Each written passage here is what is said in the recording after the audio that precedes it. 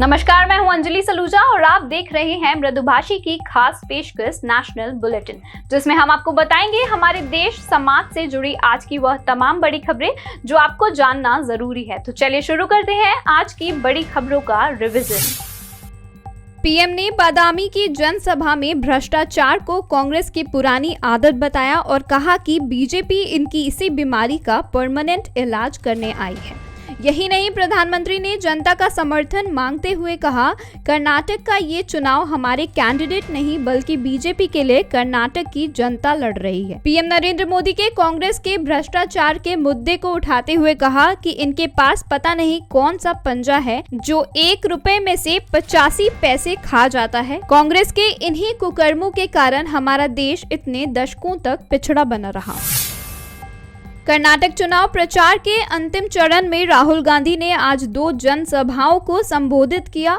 बेलगावी में पहली रैली को संबोधित करते हुए राहुल ने आतंकवाद को लेकर बात की और कहा कि मुझसे ज्यादा आतंकवाद को कोई नहीं समझ सकता। राहुल ने इंदिरा गांधी और राजीव गांधी की हत्या को याद करते कहा कि आतंकवादियों ने मेरे परिवार के कई लोगों की जान ली। ऐसे में आतंकवाद क्या होता है और ये क्या करता है, प्रधानमंत्री से ज्यादा इसकी समझ मुझे है। बेलगावी के बाद राहुल ने चिक्कोड़ी में एक जनसभा को संबोधित किया। कर्नाटक विधानसभा चुनाव में विवादित बयानों के बाद अब नेताओं के व्यक्तिगत आरोप प्रत्यारोप भी शुरू कर दिए हैं। कांग्रेस के कर्नाटक प्रभारी और सांसद रणदीप सिंह सुरजेवाला ने दावा किया है कि भाजपा नेता कांग्रेस अध्यक्ष मल्लिकार्जुन खड़गे और उनके परिवार की हत्या की साजिश रच रही है। सासाराम के मुरादाबाद नहर में अचानक नोटों के बंडल तैरने लगे। नहर में नोट होने की बात से सनसनी मच गई। लोग इसे लूटने के लिए नहर में कूद पड़े।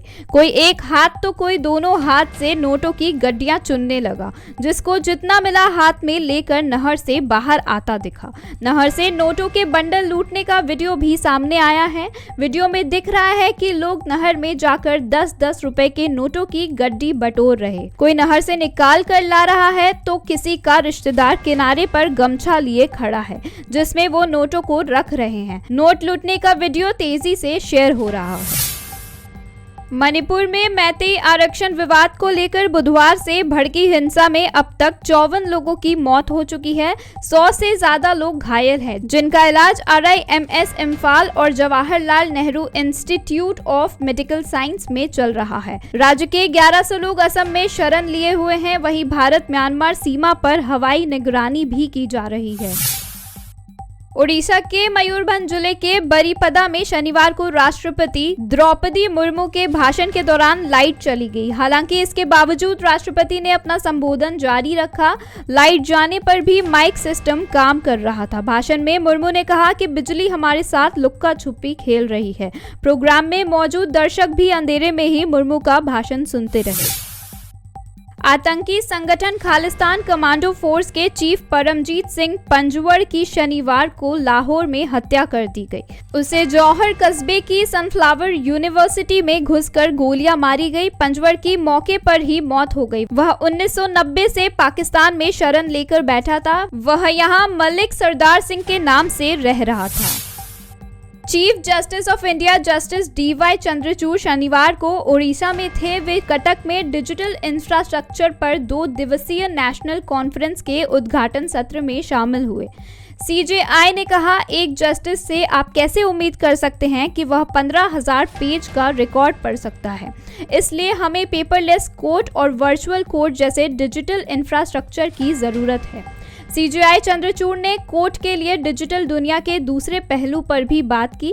उन्होंने कहा, आजकल ज्यादातर हाई कोर्ट YouTube पर लाइव स्ट्रीमिंग कर रहे हैं। YouTube में बहुत सारी फनी चीजें चल रही हैं जिन्हें हमें रोकने की जरूरत है।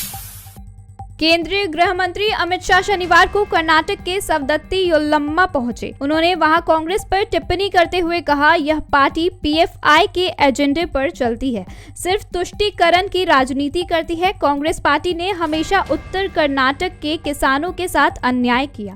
जब भी कांग्रेस सरकार आई, इन्होंने किसानों पर गोलियां और लाठियां चलाई। वहीं हमारी डबल इंजन की सरकार हर साल 10,000 रुपया किसानों के अकाउंट में डाल रही है। क्रिकेटर नीतीश राणा की पत्नी सांची मारवा का शुक्रवार को दिल्ली में 2 बदमाशों ने पीछा किया।